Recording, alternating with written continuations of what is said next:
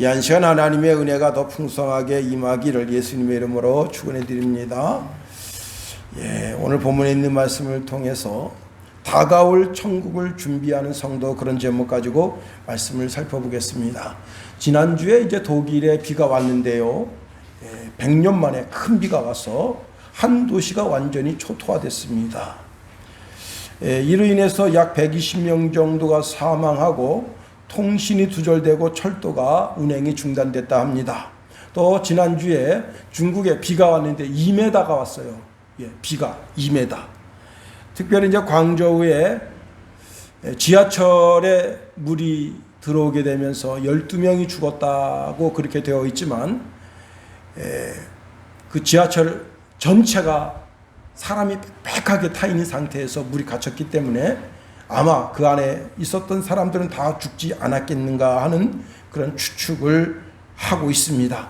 또 뿐만 아니라 광저우에 한 이제 지하 터널이 있는데, 그 지하 터널은 약 4km 정도 되는데 편도 6차선이라고 합니다. 거기에 차들이 빽빽히 들어가 있었는데 그 차들이 다 물에 잠겨서 지금 거기에 물을 퍼내고, 그리고 이제 지금 시체를 수습하고 있다고 합니다. 사실 광저우는 중국의 경제를 떠받드는 허리와 같은 곳인데 이런 일이 일어났습니다. 또 아프리카 한 사막에는 눈이 왔다잖아요. 폭설이 내렸다. 하도 기상이변이 이상하고, 또 오늘 제가 아침 새벽에 일어나자마자 이제 유튜브를 틀어서 박상후라고 하는 사람이 보내주는 그 유튜브를 봤더니 중국 광저우에 10분 동안 아주 그냥 빨간 구름이 광저우 전체에 낀 거예요. 10분 동안. 참 이상한 구름이죠. 그러더니 그 사라지고는 그 다음에 이제 파란 구름이 또 껴가지고 그 파란 구름이 계속 빙빙빙 도시를 돕니다. 그래서 어떤 사람은 이게 이제 UFO다 그렇게 말하는 사람도 있었다 하지만, 참 기상이변이 하도 하수상해서 제가 새벽제단에 나와 하나님께 묻습니다. 하나님, 왜 이런 일이 생기는 겁니까? 했더니 주님이 제 마음속에 응답을 주시는데, 내가 이미 성경에 다 예언해 놓지 않았느냐? 너는 그 예언의 말씀을 근거로 설교를 해놓고도 정작 너는 믿지 않느냐? 하고 저를 책망하십니다. 그러시면서 오늘 본문에 있는 말씀을 기억나게 해주십니다. 누가복음 21장 11절에 보니까 곳곳에 큰 지진과 기근과 전염병이 있겠고 또 무서운 일과 하늘로부터 큰 징조들이 있으리라 말씀하십니다. 지금 온 세계가 코로나 팬데믹에 빠져 있는 상태에서 도쿄 올림픽이 성화가 올려졌습니다. 너무 두려운 것은 그 선수들이 그 메인 스타디움 안에 들어가서 전부 마스크를 벗어버린 거예요. 거기 한 사람이라도 확진자가 있으면 어떡하겠습니까? 그 사람의 그 포말, 이 기침 한 번 할 때마다 퍼지는 그 포말을 통해서 사람들이 감염되면 어찌하려고 마스크를 벗습니까? 끝까지 마스크를 쓰고 자기 건강을 자기가 지켜야 되는 것 아니겠어요? 올림픽 이야기가 나왔으니까 이제 올림픽에 대해서 더 말씀드리고 싶은 것은, 일본이 전 세계에 보여주고 싶은 가장 상징적인 건물이 무엇이겠어요? 그것이 바로 신국립경기장입니다. 신국립경기장은 5자로 되어 있는데 이 건물을 보는 사람마다 감탄하지 않을 수가 없어요. 특별히 위에서 보면 더 감탄스러운 건물이 신주립경기장입니다. 국립경기장입니다. 자, 그래서 지금 이제 벌써 금요일날 개막을 해서 토요일날 오늘 주일까지 3일이 됐잖아요. 그런데 이 건물에서 올림픽을 하기도 전에 어떤 소문이 들리는가 하면 이 건물이 지진에 취약하다. 지진이 오게 되면 쉽게 무너진다라고 하는 풍문이 돌고 있는 겁니다. 그러니 야, 내가 한번 일본에 가서 도쿄도에 가서 한번 꼭 구경해 보고 싶다. 그런 마음도 생기지만 내가 구경하러 갔을 때 그때 지진 생기면 어떡하겠어요? 그날이 이게 순교도 아니고 개죽음이잖아요, 그죠? 그냥 가는 거 아니에요. 야, 오늘 본문로 가봅니다. 솔로몬이 이제 하나님의 성전을 지어드리고 하나님께 영광 올려드린 후에 역사가 많이 지나면서 그 성전이 다 허물어지고 뼈대만 남게 됐습니다. 그래서 성전을 재건했는데 헤롯 대왕이 성전을 재건했어요. 사실 재건이라고 말하기는 하지만 재건이라기보다는 사실은 새로 건축하는 것과 진배가 없었습니다. 그래서 아름다운 대리석으로 잘 지었어요. 당시 40척이 넘는 대리석으로 기둥을 세워서 예루살렘 도시 어디서든지 보면 딱 성전이 보이도록 성전을 그렇게 지었습니다. 그리고 뜰은 솔로몬 시대보다 2배나 더 크게 했어요. 문은 다 정금으로 만들었습니다. 여러분, 그리고 지붕은 황금돔이에요. 황금돔. 예? 햇빛이 쫙 내려치면 그냥 전 도시 어디서든지 그 예루살렘 탁 보면 거기서 반짝반짝 빛이 납니다. 샹찬란하죠.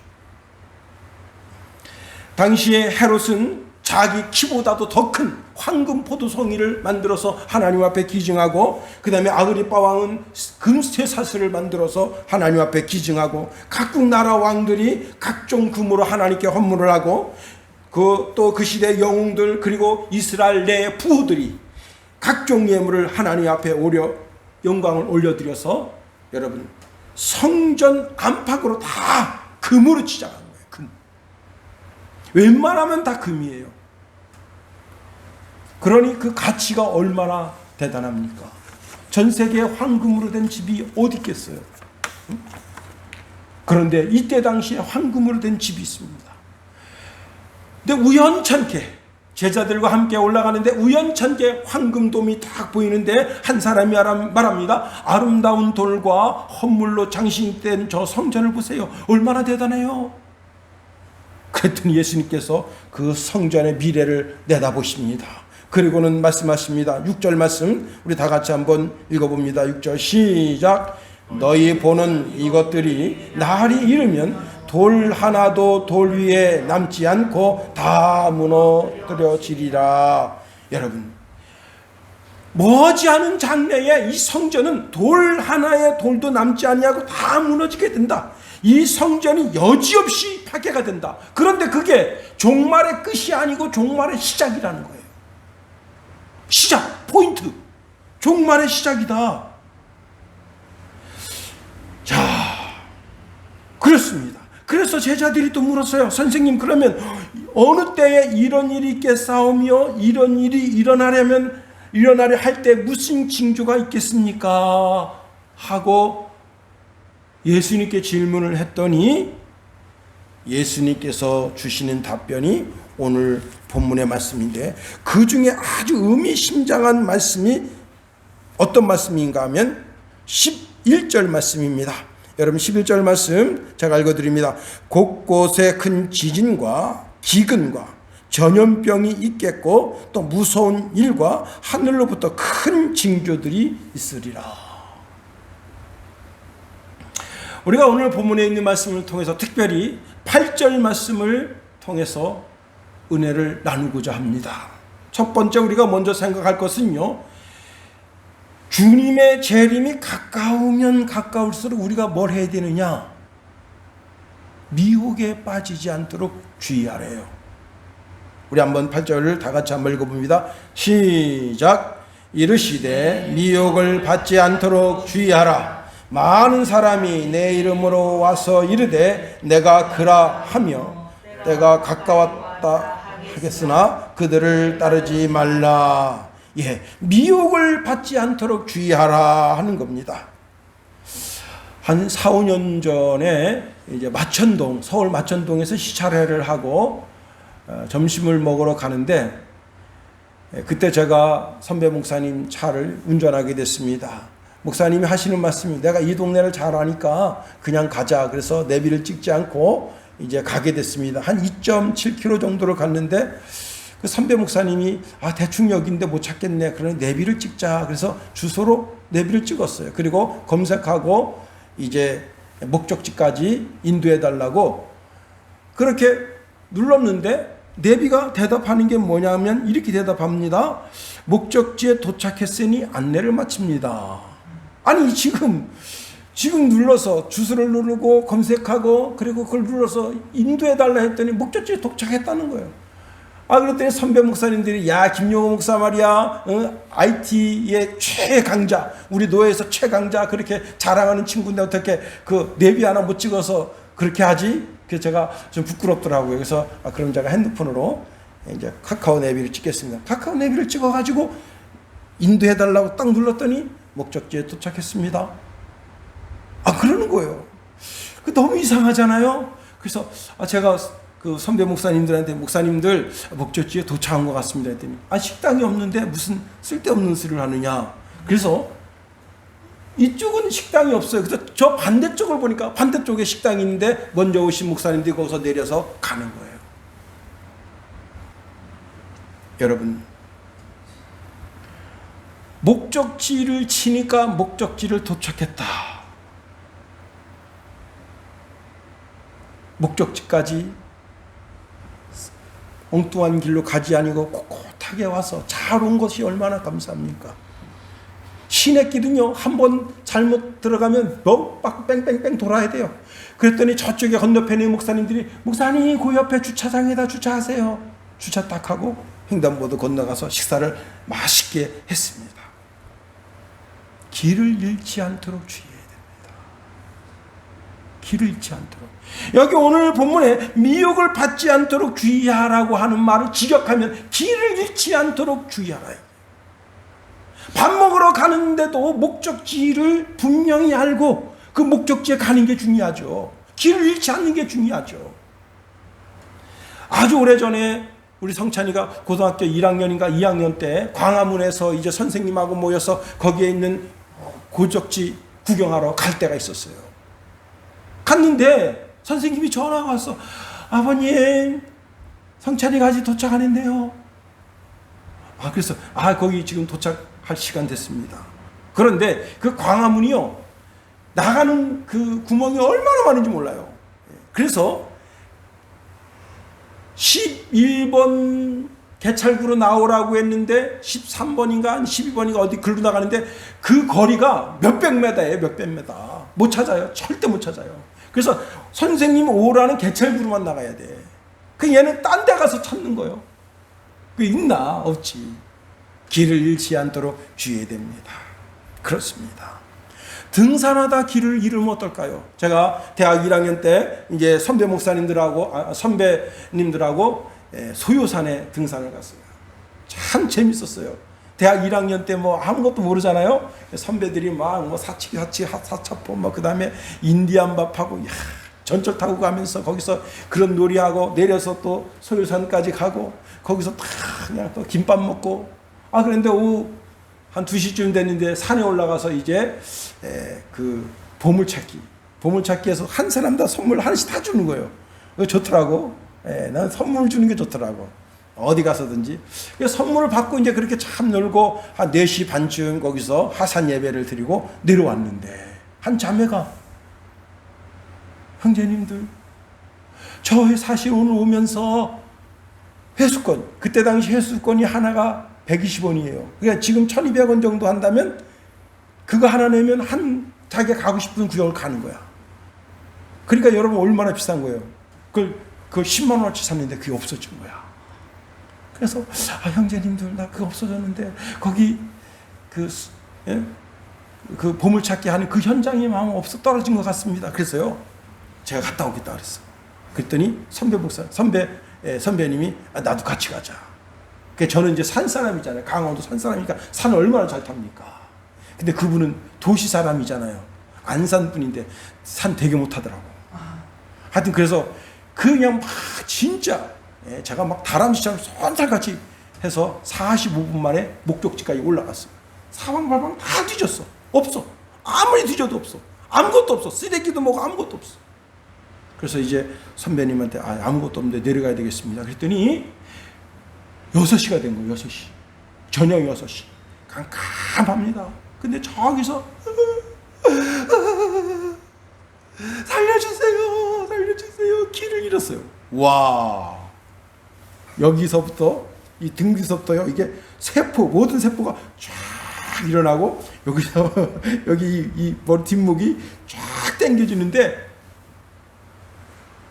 그 선배는 기절할 것 같아요. 귀신이라고. 그런데다 설상가상 한 분이 이제 한 흰 그 모자 쓰고 이렇게 산 등성에서 올라오니까 하얀 게 보이잖아요. 그러니까 나를 꽉 잡더라고. 그 내가 누구세요? 그랬더니 산을 길을 잃었어요. 보니까 젊은 아가씨 둘인데 소요산에 왔다가 너무 깊게 들어간 거예요. 너무 깊게 들어가서 지금 내려오는데 길을 잃어버린 거야. 자, 그래가지고 제가 배낭 주세요. 그리고 제 손을 잡으세요. 그 내가 한 아가씨 손 붙잡고 그 선배가 손 붙잡고 그 내려오는데 15분 만에 내려왔어. 어디로 내려왔는지도 몰라요. 하여튼 나를 꽉 잡으라고. 어떻게 내가 당신 민영 아니라고. 내가 산 사람이어서 산 잘 타니까 걱정하지 말라고. 팍 내려왔어. 내려와서 보니까 둘 다 간호사인데 그날 이제 쉬는 날이라고. 소요산 왔다가 여러분 길을 잃으면 안 돼요. 산에 가서도 길을 잃으면 안 돼요. 거기서 까딱 잠면 얼어 죽어요. 응? 가을산 아무리 아름답지만 밤이 되면 그 산이 영하의 산이 됩니다. 여러분 정상적인 사람도 길을 잃어버릴 때가 있어요. 또 혹시 길을 잘 잃어버린 사람들, 길치들 길 잘 잃어버리죠. 또 어떤 사람이 길을 잘 잃습니까? 치매 걸린 사람. 여기가 우리 집인데 여기가 우리 집인데 그리고 계속 가잖아요. 결국 길을 잃게 되잖아요. 오늘 주님께서 영적인 길을 잃어버리지 말아라. 영적인 길을 잃어버리지 말아라. 영적인 길을 잃지 않는 것이 무엇인가 하면 미혹을 받지 않도록 주의하라는 거예요. 신앙의 길을 잃어버리지 말라는 거예요. 신앙의 정도를 가라는 거예요. 여러분이 신앙생활하는데 여러분 앞에 누군가 함정과 올무를 파고 거기에 빠져들기를 기대하는 사람이 있다는 거예요. 에덴 동산에 아담과 하와를 올무를 파놓고 그 올무에 빠지기를 마귀가 얼마나 기가 막히게 함정을 파놨습니까? 아담과 하와의 마음속에 영원히 살고자 하는 욕심이 있는데 그 영원히 살고자 하는 마음의 욕심을 딱 건드려줬어요. 온 세상 사람 다 영원히 살고 싶어하는 마음인데 그걸 딱 건드리는 거예요. 열심히 참선을 하면 영생할 수 있습니다. 아, 불교의 길이 있구나. 개뿔. 여러분, 참선해서 영생의 길로 갈 수 있다면, 시골 분도 다 영생하죠. 왜? 시골 분도 얼마나 착하게 살아요? 얼마나 선하겠습니까? 응? 여러분, 그게 아니에요. 에덴 동산의 아담과 하와는 완벽한 미혹에 빠졌어요. 그래서 신앙의 길을 이탈합니다. 하나님의 얼굴이 무서워요. 신앙의 길로 다시 가기가 쉽지가 않아요. 에덴 동산의 아담아 내가 어디냐 찾아오신 주님을 외면하는 거예요. 그리고는 자꾸 어둠 속으로 숨어 들어가는 거예요. 왜? 길을 잃었기 때문에. 신앙의 길을 잃었기 때문에. 여러분, 베드로도 신앙의 길을 잃었어요. 예수님 면전에서 예수님을 모른다고 3번 부인하고 부인한 정도가 아닙니다. 저주까지 했습니다. 그리고 예수님께서 예루살렘 떠나지 말고 여기 기다려서 아버지께서 허락하신 성령을 받으라. 근데 베드로가 어떻게 했습니까? 여러분, 죄 가운데 아주 악질죄가 있는데 선동죄라는 죄가 악질죄예요. 제자들한테 말합니다. 야, 예수님께서 예루살렘 떠나지 말라고 여기 기다리라고 했지만, 야, 나는 모르겠다. 나는 그냥 시골집 가서 사실 물고기나 잡아야 되겠다. 그러니까 너도 나도 8명 따라갔으면 8명? 여러분, 12제자 중에 1명 지금 자살하고 8명 따라갔으면 다 데리고 간 거 아니에요. 이 선동죄가 얼마나 무섭습니까? 베드로가 그렇게 나쁜 짓을 한 놈이라고 알고 보니까. 그래서 예수님 찾아갔잖아요. 요한복음 21장에 가면. 미혹에 빠지지만 신앙의 길을 이탈하지 말라는 거예요. 이게 아주 중요합니다. 정상적인 교회에서 주일 예배 드리고, 주일 오후 예배 드리고, 수요 예배 드리고, 금요 예배 드리고, 새벽 예배 드리고, 구역 예배 드리고, 아니면 가정집에서 자기 혼자라도 하나님 앞에 말씀 읽으면서 가정 예배를 드리고, 예배 드리는 삶에서 이탈하지 말라는 거예요. 응? 말세에는 더더욱이 신앙의 길을 이탈하면 안 되는 거예요. 그렇습니다. 제가 중국을 참 많이 다녔잖아요. 거의 8년 동안 다니고, 이제 그 다음에 좀 한 2년 쉬고, 베이징도 갔다 오고 다시 하얼빈도 갔다 오고 그랬는데, 중국에 가면 이단 없겠거니? 아닙니다. 중국에 가면 이단이 더 많아요. 응?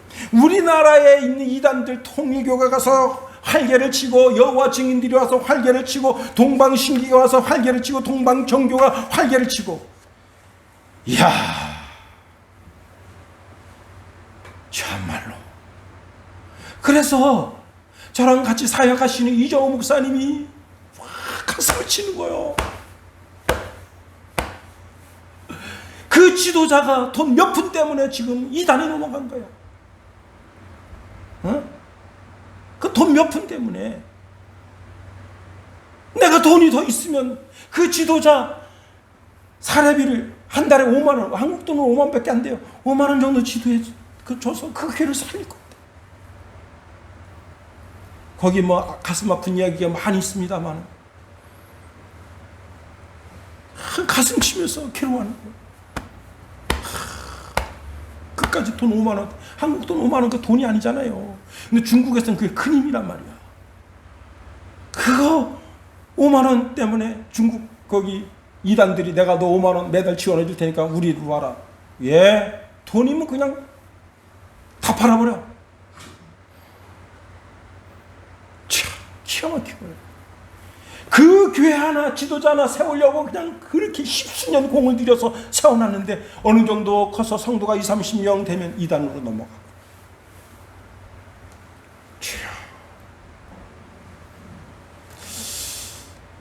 그래서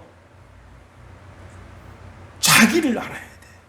자기를 알고 내가 믿는 하나님을 정확하게 알아야 돼. 손자병법에 지피지기 백전불태라는 말이 있어요. 나를 알고 적을 알면 100번 전쟁에도 어려움에 빠지지 않는다는 거예요. 전쟁에 패하지 않는다는 거예요. 그런데 내가 먼저 알아야 될 것이 뭘 먼저 알아야 되는가 하면, 하나님에 대해서 정확하게 알아야 돼. 하나님에 대해서. 예수님에 대해서 정확하게 알아야 돼. 성령님에 대해서 정확하게 알아야 돼. 그게 뭐냐? 사도신경. 사도신경. 사도신경을 잘 들여다보고, 사도신경 이외에 엉뚱한 소리를 하는 자들은 다 이단입니다. 여러분, 그 은행에 돈 감별사가 있어요. 돈 감별사. 여러분들이 주머니에 넣어가지고 다니는 돈 감별사가. 돈을 감별사를 교육시킬 때 뭘로다가 교육시킨 줄 알아요? 진짜 돈으로 교육시킵니다. 가짜 돈으로, 이게 가짜 돈인데 네가 한번 알아맞혀 볼래? 그게 아니에요. 달러를 갖다 놓고, 한국 돈을 갖다 놓고, 뭐 프랑스, 중국, 러시아 돈, 모든 돈을 갖다 놓고, 진짜 돈을 갖다 놓고 교육시켜요. 딱 들여다봐라. 근데 더 재밌는 건 뭐냐면요, 여러분 혹시 이런 거 보셨는지 몰라. 금방에 가면은 금방에 있는 그 주인이 이렇게 하고 끼는 거 있어. 그 20배 확배해서 보는 거예요. 20배 확배해서. 그걸 보면 너무 재밌어요. 여러분, 이번 최근에 대법원에서 부정선거 지금 밝혀냈잖아요. 민경욱 씨인가 그 사람 그 투표용지 4만 장이 다 중국에서 온 종이에요. 왜? 그걸 어떻게 하느냐면, 한국에는 75g짜리 종이, 100g짜리 종이만 써. 150g짜리는 중국에만 썼어. 왜 중국에서만 쓰냐면 종이질이 나빠가지고 종이를 두껍게 한 거예요. 한국은 종이질이 좋아. 그래서 얇게 한 거예요. 그런데 150g짜리 종이에다가 인쇄해오니까 두께가 두껍잖아요. 그래서 80장씩 83, 4장씩 이렇게 묶어서 100장 두께하고 똑같이 맞추려고. 근데 이걸 이제 그 인쇄 전문업자가 이렇게 들여다봐요. 그래 어떤 사람이 현미경을 가지고 딱 보여줬어요. 너무 놀라운 거야. 아, 잉크질이 달라. 잉크질이. 우리는 앱손에서 쓰는 잉크를 쓰는데 앱손 잉크로 인쇄됐을 때는 어떻게 나오고 다 보여줘요. 다 틀려요. 진짜와 가짜를 구분할 수가 있는 거예요. 그러니까 여러분 복음의 핵심인 예수를 알아야 되는 거야. 예수를 잘 아시길 예수님의 이름으로 축원해 드립니다. 예수를 알 때 힘써 예수를 알아야 돼요. 두 번째로 많은 사람이 예수님 이름으로 온다는 것을 알아야 됩니다. 오늘 8절 말씀에 보니까 이르시되 미혹을 받지 않도록 주의하라. 많은 사람이 내 이름으로 와서 그렇게 말합니다. 여러분 사칭죄가 그렇게 큰 죄인지 몰랐어. 사칭죄. 저도 이제 이렇게 남의 목소리 이렇게 뭐라 그러죠? 흉내내는 걸 잘했어요. 제가 군대에 있을 때 우리 군의관님 목소리 흉내를 잘 냈어요. 그래서 이제 어디서 하급 부대에서 딱 전화 오면 그래 내 군의관이다 무슨 일이니? 그러면 그 부대에서 거기 대위가 대위 누구입니다. 지금 환자가 있는데 오실 수 있겠습니까? 그럼 내가 응명한테 조치하지. 군의관은 뭐 하고 있죠? 지금 공부하고 있어요. 네가 알아서 해라. 군의관 사칭제. 근데 군의관님이 하라고 했으니까 한 거거든 그때는. 이재명 씨가 검사 사칭을 했습니다. 민주당 대표 지금 민주당 유력한 그분이 검사 사칭. 2002년 이재명 씨가 인허가 권자인 성남시장 김병량 시장에게 검사 사칭을 내가 이 검사인데 말이죠. 이번 그 건 좀 원활하게 해주시지. 그러니까 시장이 쫄아가지고 그래서 나중에 알고 보니까 그 사람이 죽은 사람이야. 그 검사가. 최근에 이제 윤석열 부인 논문 때문에 거기에 방문했던 그 MBC 기자가 경찰 사칭한 거야. 경찰 사칭하면서 내가 지금 여기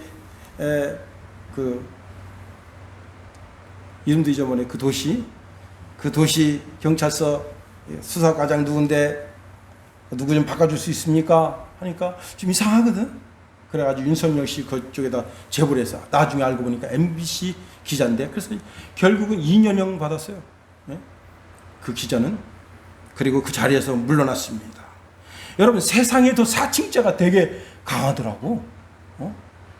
검사 사칭, 경찰 사칭, 선생 사칭, 사칭하는 죄가 커요. 최근에 이제 보이스피싱이 더 담대해졌는데요. 한 사람이 작은 호텔에 장기 투숙했어요. 투숙하던 그날 그 주인한테 핸드폰 좀 빌려달라 그래. 핸드폰 좀 빌려주세요. 그래가지고 한 30분 동안 통화를 했어요. 요즘은 웬만한 핸드폰 다 통화를 아무리 해도 요금이 안 나가잖아요. 제 것도 그런 거로 돼 있는데 제가 이제 노예 일을 하면서 무제한 통화를 해도 되는 그런 거로 제가 이제 그 요금제를 바꿔놨단 말이에요.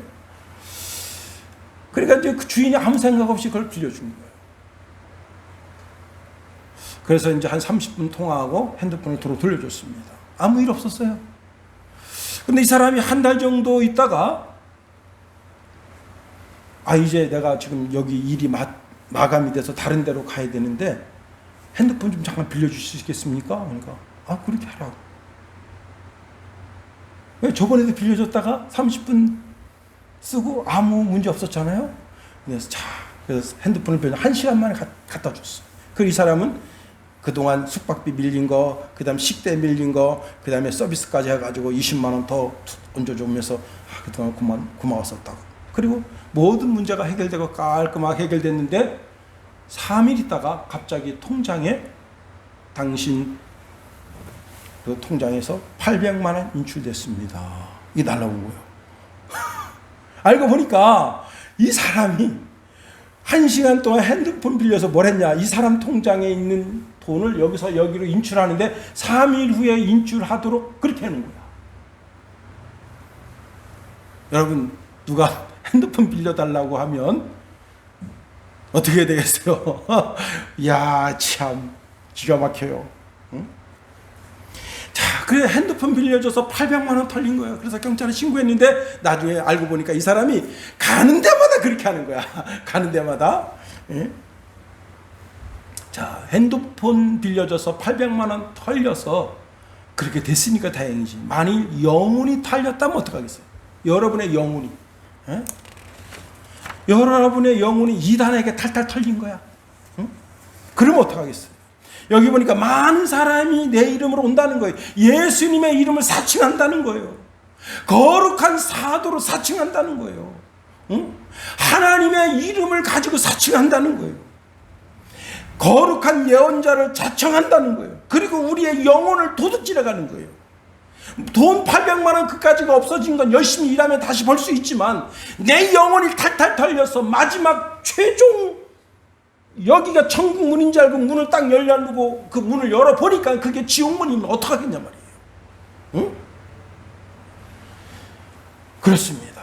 금요일날 새벽 예배 드리러 내려오는데 지렁이들이 날씨가 뜨겁다고 막 사방팔방 나왔어요.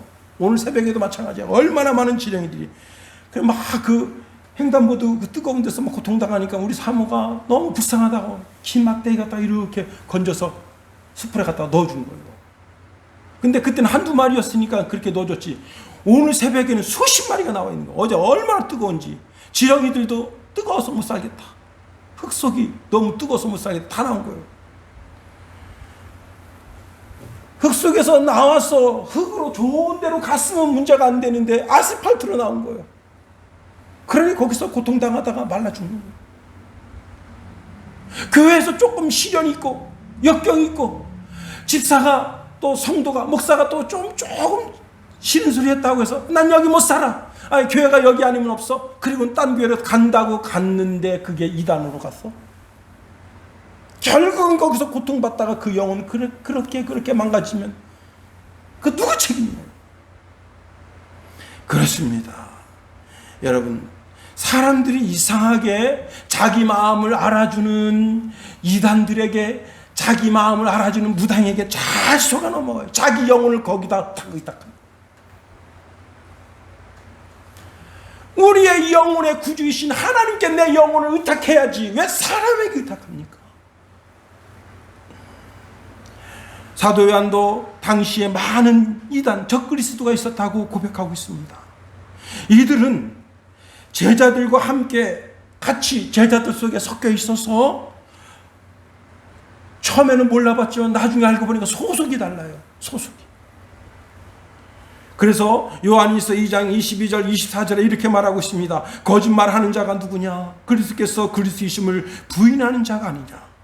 아버지와 아들을 부인하는 그가 적그리스도니 그들은 아들을 부인하는 자에게는 또한 아버지가 없으되 아들을 시인하는 자에게는 아버지도 있느니라. 너희는 처음부터 들은 것을 너희 안에 거하게 하라. 처음부터 들은 것이 너희 안에 거하면 너희가 아들과 아버지 안에 거하리라.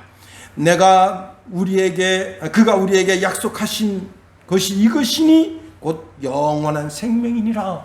여러분, 이단들이 가만히 우리 속에 들어와서 어떻게 하느냐? 그들이 하는 게 예수님을 부인하는 거예요. 아, 나는 예수님의 사도입니다.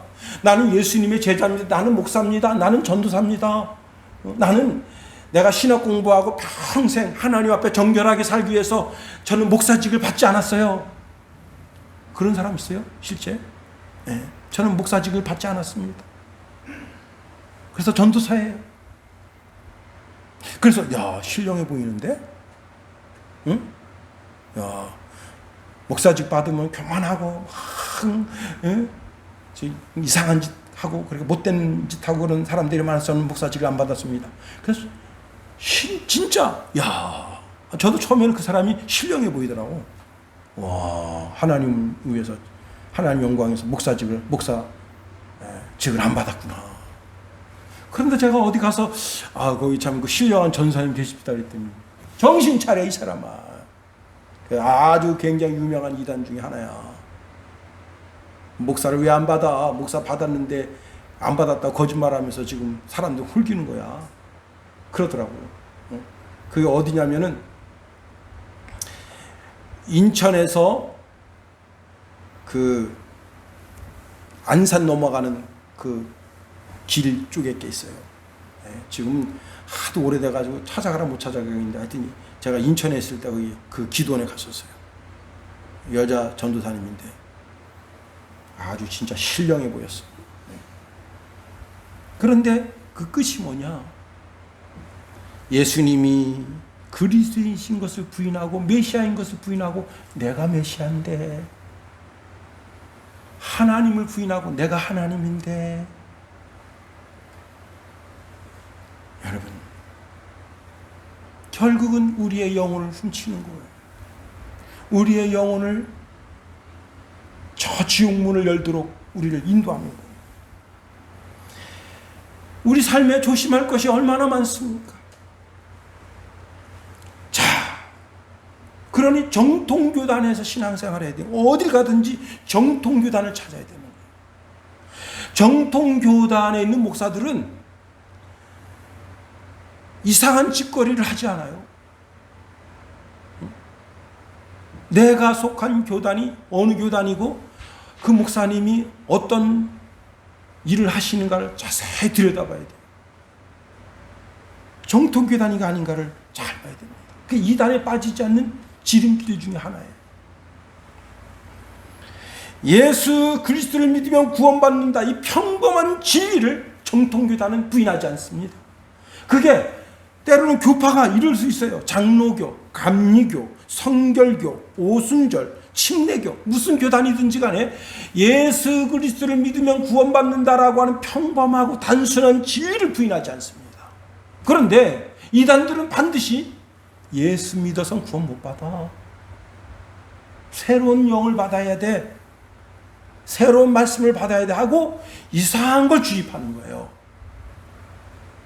그러면 이상한 걸 먹으면 이상하게 되는 거예요. 그렇습니다. 조심해야 돼요. 늘 조심해야 돼요. 세 번째로, 자, 우리가 그래도 잘못 갈 수가 있어요. 저는 이제 자동차 운전할 때 내비도 틀고 다니지만은 반드시 핸드폰 내비를 틀고 다녀요. T맵. 그전에 카카오 맵을 틀고 다녔는데 요즘은 T맵을 틀고 다녀요. 왜? 그 차에 내비게이션이 있는데도 불구하고 T맵을 틀고 다니느냐. 이 차 안에 있는 내비게이션은 카메라가 설치되어 있는 거 잘 안 알려줄 때가 많아요. 근데 T맵은 아주 정확합니다. T맵 틀고 내가 시골집 들어갈 때 주소를 딱 찍으면 전방 어디에 카메라 있다, 속도 줄여라, 계속 울어. 경고음을 들려줍니다. 그런데 내비게이션은 그렇지 않아요. 길은 정확하게 알려줄지는 몰라도 카메라에 있는 건 잘 안 알려줄 때가 많습니다. 그래서 늘 언제나 내비 2개를 틀고 다니는 거예요. 차에 있는 거면 자동으로 켜지는 거고, 그 다음에 핸드폰에 있는 거. 그런데 그래도 길을 잘못 들 때가 있어요. 특히 서울 갔을 때는 거기가 거기 같고 여기가 거기 같아요. 그러면 자동차가 어떡합니까? 다시 원래 목적지로 나를 데려가 주려고 계속해서 찾아요. 길을 찾아요. 핸드폰도 찾고 내비게이션도 찾습니다. 다시 말하면 내가 길을 잘못 갔어요. 미혹받았어요. 그래서 이단 사설에 넘어가서 내가 거기에 빠졌더라도 이게 잘못됐다고 느껴지면 반드시 과감하게 본래 목적지로 되돌아오라는 거예요.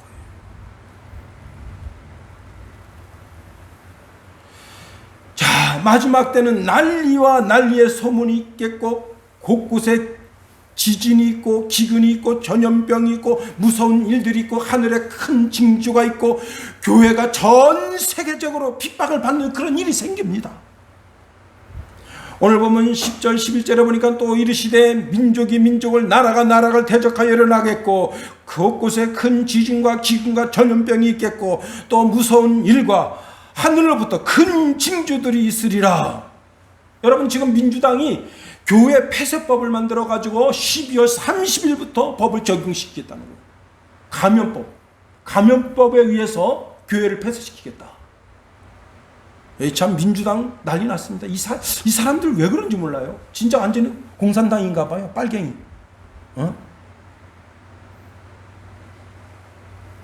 정신 바짝 차리세요.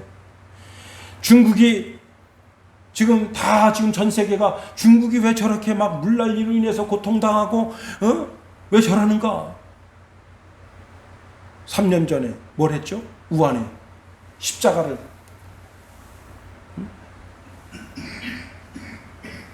TNT를 갖다 놓고 폭파시키고 우한 도시에 있는 모든 십자가를 다 폭파시켰어요. 교회를 다 헐었어. 그런데 여러분 그 삼자교회도 헐었다. 삼자교회도 그냥 이건 이제 지하교회라 그러잖아요. 보통 지하교회만 헐은 게 아니라 삼자교회도 다 헐어버린 거예요. 포크레인 갖다 다 뜯어버리고. 자, 또 이번에 참 기가 막혀서 여러분 교회에 십자가 있잖아요. 십자가에다가 안전등급을 매겨서 십자가를 철거하겠다는. 아니 그러면 세상 사람 간판도 다 똑같이 법을 적용해야지 왜 십자가에만 그런 법을 적용하냐고. 그거 웃기는 거 아니에요, 솔직히. 아니 세상 사람들 간판들도 다 동일한 법을 적용해야지 왜 십자가법만 철거법을 만드냐고. 참나 웃기는 거예요 진짜. 여러분 정신 바짝 차려요. 기독교와 공산당은 상극이에요, 상극. 자, C19만 사라지면 되는 줄 알았더니 이제는 변이 바이러스가 생겼어. 지금 도쿄에는 확진자가 4만 명이 나왔대요. 확진자가. 도쿄만. 최근에 미군이 아프가니스탄에서 철수하자마자 ISIS가 그 아프가니스탄하고 접경하고 있는 중국 댐을 가서 폭파시켰어요. 와. 전에도 말씀드렸지만 아프리카에 폭설이 내렸다. 지금 북극에 남극에 만년 빙하가 내려내리고 지금 그 어디죠? 그 제일 높은 산? 에베레스트 산 거기 만년설이 녹아내리는데 지금 무슨 문제가 있는가 하면 그 만년설에 숨어있는 바이러스들, 그 바이러스들이 활성화될 가능성이 높다는 거예요. 그러면 이 우한폐렴 이런 거하고는 상상할 수 없는 대재앙이 전 세계를 강타할 것이다. 우리가 난리의 소식을 듣고 전쟁의 소문을 듣고 그 모든 것을 듣고도 두려워하지 말아야 될 것은 오늘 주님께서 본문에서 말씀하십니다. 8절 하반절 말씀에 뭐라고 말씀하고 계십니까? 이렇게 말씀해서 그들을 따르지 말아라. 이 말을 뒤집으면 예수님만 따르라는 거예요. 예수님만. 혹 전쟁의 소문이 있어도 두려워할 필요가 없어. 우린 예수님만 따르면 돼. 아니 우한폐렴 그 이상의 더 강력한 폐렴이 와도 두려워할 필요가 없어. 우린 예수님만 따르면 돼. 내가 마지막 호흡 내뱉을 때도 예수님을 따르고 있고 내가 마지막 피 한 방울 흘릴 때도 예수님을 따르고 있다면 그것이 진정한 그리스도인의 삶이 아니겠는가 하는 겁니다. 하나님은 말세의 증상, 말세의 사인을 우리에게 보여주고 계십니다. 그래요. 이러할 때에 우리가 깨어있어 어떻게 해요? 그들을 따르지 말아라. 이단을 따르지 말아라. 세상 환경, 상황을 따르지 말아라. 너 중심을 하나님께 두고 하나님을 따르라. 그렇습니다. 19절 말씀해 보니까 이런 말씀을 주고 있습니다. 너희의 인내로 너희 영혼을 얻으리라. 이 시대는 끝까지 인내하는 믿음이 필요한 시대라 할 수 있습니다. 여러분 예수님이 십자가를 지셨을 때 십자가에서 너무너무 고통스러운 거예요. 여러분 이 생사를 찢고 여기다 못을 박고 그 다음에 발에다 못을 치고는 그 다음에 이 로마 병정놈들이 긴 창으로 다 옆구리를 찔러 빨리 죽으라고 피 빨리 빼려고 그래가지고 어딜 찌른 거예요? 예? 이 창자를 대장 소장을 통과해서 그 다음에 이제 이 간을 통과해서 폐를 통과해서 심장을 통과한 거예요. 그럴 때, 자, 예수님이 누구십니까? 하나님 자신이시잖아.